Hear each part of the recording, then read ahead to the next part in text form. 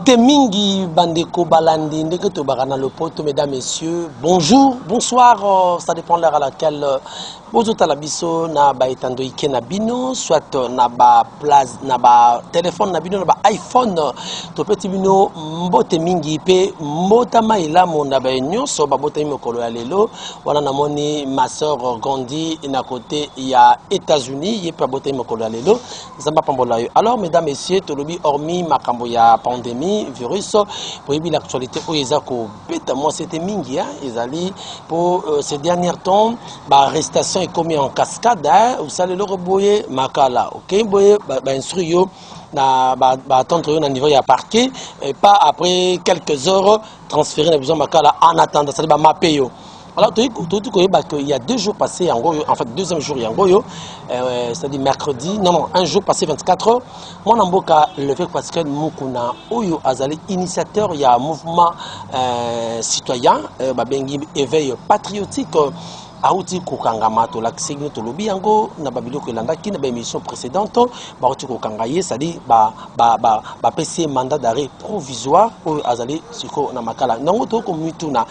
Pourquoi moi Namboka avec Pascal Mukuna ba ko mapé ba ko compliqué car na moment oyo yé a commis ko réveiller population. Ça c'est une question oyo tout que développons vraiment tout au long il y a analyse d'habitude et puis nous allons parler après toutes ces rumeurs après tous ces vagues et salaman. Mais lelo on est surpris comment on a moko abimina l'une des émissions na bosolo na politique pas ya confrère nanga Israël Mutombo à se faire l'enfant légitime valable il y a moi Namboka musée Laurent Désiré Kabila oyati kabiso depuis 2001 boyebi présent musée donc moko na kombo ya Ibrahim Abimi alobi c'est lui mais il semblerait je dis bien j'utilise les conditionnels il semblerait que Ibrahim après émission il serait arrêté. Il serait enlevé, pas arrêté, mais enlevé. Ben, on l'éveillait. Je ne confirme rien. Je parle au conditionnel. Mais il nous reste toujours la vérification. Alors, tout ce qu'on a, le premier point autour de la bande Kobalandi.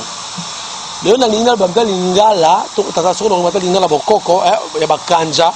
Voilà, pour tout cela bien abîmé. Boyebike. À un certain temps, le pays était pris en otage. Après passation à pouvoir et alternative entre Mouzé Laurent Désiré Kabila et, excusez-moi, avec Joseph Kabila et le président Félix, c'était le 24 janvier 2019, n'a pas aidé la nation. Quelques temps après, tout le monde avait applaudi cette alternance. Non, vraiment, c'est une alternance du jamais vu. Depuis Tobotama, depuis RDC et RDC, depuis le 30 juin 1960, on n'a jamais vu un président sortant et un président entrant. C'est-à-dire, bien qu'il y avait des contestations de part et d'autre, non, il ne fallait pas. Boyer. Alors, cette alternance, l'air et salami, mais nous faisons la parenthèse. Pourquoi Islam est bon? Parce que Félix leur a gagné magistrature suprême. À Zui, il devait maintenant composer le gouvernement. Mais pas composer le gouvernement. Gouvernement, Premier ministre, Abimaka, la majorité parlementaire. Mais ce qui est total, majorité parlementaire et Bimaki par FCC. Dont l'autorité morale est Zalinani, Joseph Kabila Kabange. Yango moni Félix Tshisekedi Azaki contre Yakosa la coalition Nabata FCC. Sali coalition, fallait ce que va former gouvernement. Ne ba misaki mon amboka ilunkamba dans premier ministre parce que oyo accord ya Félix na Kamere o ne ba yokanaki était tombé caduc. Ne anoma qui est directeur à cabinet. Basali coalition. Mais la coalition wana ne bayeko sala au gouvernement après 7 mois.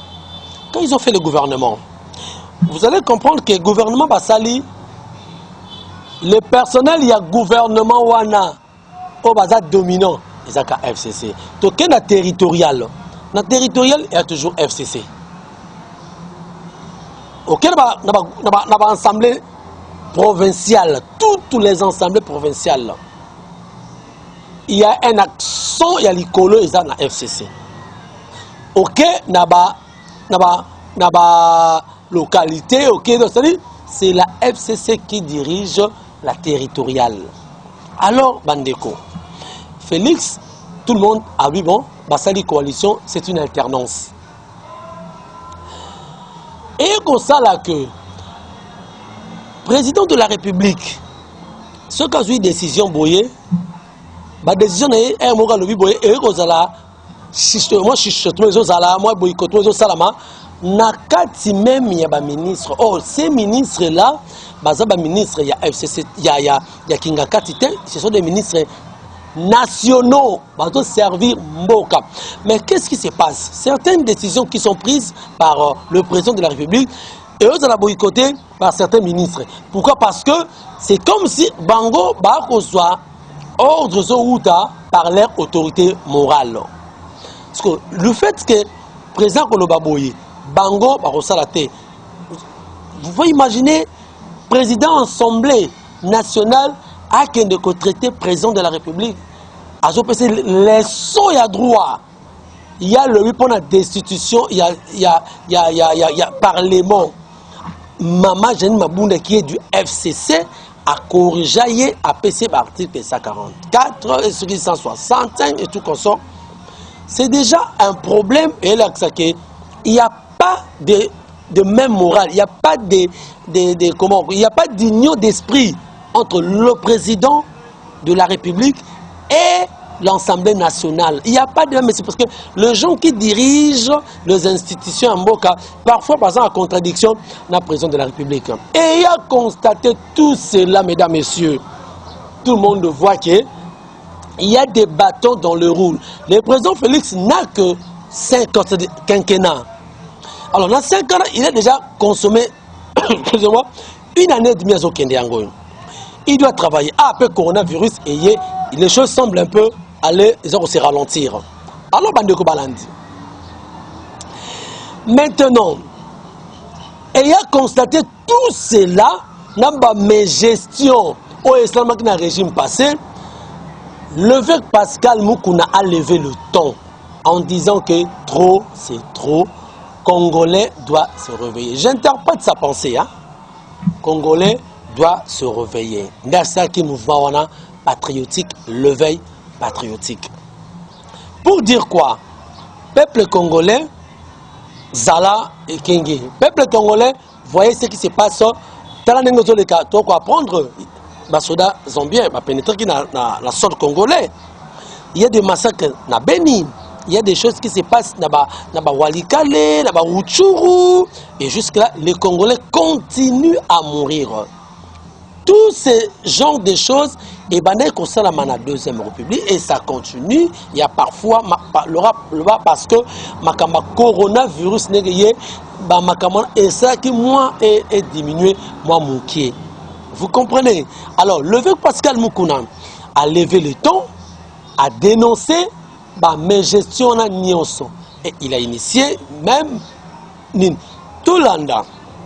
L'élo évêque Pascal Moukouna a téléméli mes gestions en régime passé. Maintenant, Zong Sabino,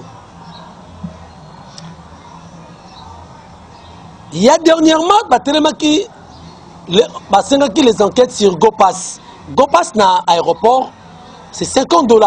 50 $ pour l'étranger, à l'étranger, 25, je crois, pour la nationale. Balobara Makamwana, enquête jusqu'aujourd'hui sans suite. Il y avait des enquêtes sur la construction, il y a aéroport, la norme internationale. Il fallait pas ça là. Le ministre à l'époque, José Makila Zala, qui est présent honoraire, Joseph Kabila, gouverneur honoraire, Kimbuta, Bazakiana, ils ont inauguré, papa, mais jusque-là, les enquêtes sans suite. Tout le monde a dit, procès et bakamwi na sapu lelo yo na mutu bakangama ti lelo sans suite.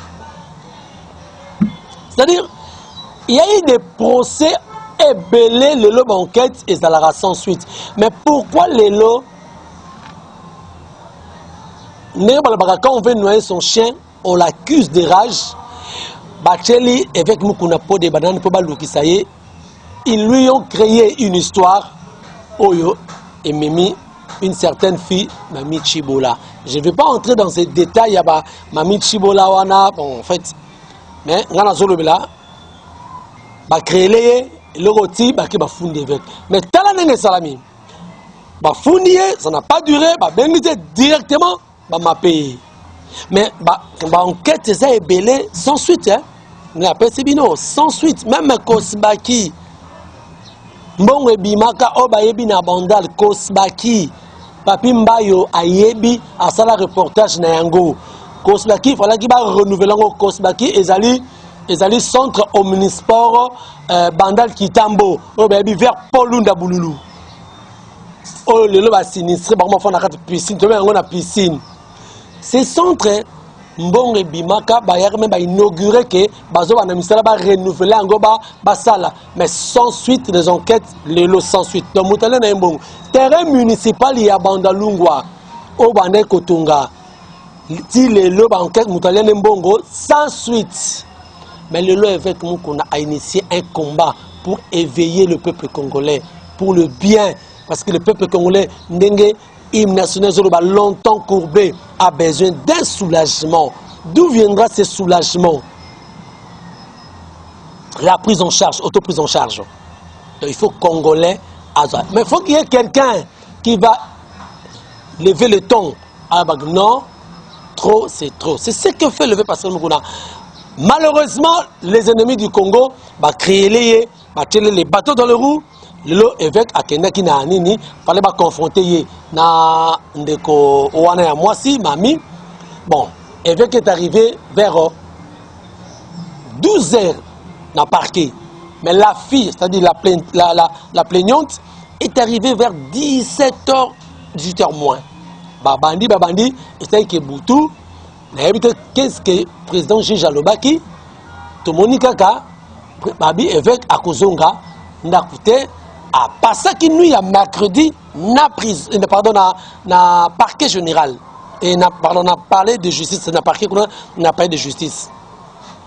Lorsque Alali n'a parlé de justice, je ne sais pas ce qu'a passé qui nuit na Katamou, tout cas ce qui n'a amigo, ça je ne sais pas, je n'ai pas de précision. Mais du moins, à passer nuit, n'a pas de justice. Et très tôt le matin, vers 6 h, 7 h, va transférer avec Mukuna la prison. Alors nous savions que na tongo vers 10 années banga ba confronté na plaignant wana Mami Chibola. Na moment où évêque Mukuna qui n'a parlé de justice, il y a eu un groupe de gens oyobaye soit disant basali de la famille. Il y a le feu Musée Laurent Désiré Kabila. Il faut déposer encore plainte na bango contre l'évêque Pascal Mukuna par rapport à l'allégation pour na bango que évêque Mukuna a lebi ayebi Mutabouma président musée a kolakisa bango Mutabouma parce que bango bazaka na pasi machin mais nako longola équivoque moko boye moi naza avocat avec Mukuna mais je dis le fait au ezali. J'avais suivi l'évêque Pascal Mukuna na Bosolo, na dernière émission au Asalaki. Il avait bien précisé en disant que il faut bazongi sa procès ya mutu oyo azana en fait na cause ya liwaya musée Laurent Désiré Kabila. Il n'avait pas dit que tel mutu mudabomi. Au moins que je me sois trompé, mais j'ai suivi cette émission, tout le monde a suivi. Il a dit bien que il faut enquête et zonga par rapport à Liwa, il y a Mouzé Bayeba qui est l'auteur. Mais il n'avait pas dit que Songolo Pakalanou Tobomi. C'est ça le problème. Alors, Mais parmi ceux qui sont les éléments accusés à un moment là, président, ancien président, c'est lui qui est dans la base, c'est-à-dire auteur, ce qui n'a pas été dit par l'homme du retour, levé Pascal Moukouna. Alors, l'homme a transféré dans Makala, écrit le jeudi matin, et ça lit, moi, réaction à la population. Alors, Ngala Mitouni, pourquoi Bamakambo et Bimika à la moment où l'homme de Dieu levé Pascal Moukouna n'a dit que l'homme de Dieu. Est-ce qu'il y a l'homme de Dieu? Non. Azamoutou, c'est un homme de Dieu. Tout personne a rang oyo to yebela kiye. Que babimisi babiloko yo na moment wana oyo évêque azo mené lutte moko y éveil patriotique. Comment expliquer cela? Na même moment, quelle est cette coïncidence? Quand na même moment oyo aleki une émission na de koja maika samba na écran à les acquiller na ma parole le baki lobinango babimisi mamoko ba sextape ba keiboye, vous voyez un peu. Donc c'est flou. Donc dans ce dossier, moi j'aurais demandé que la justice fasse son travail dans toute indépendance.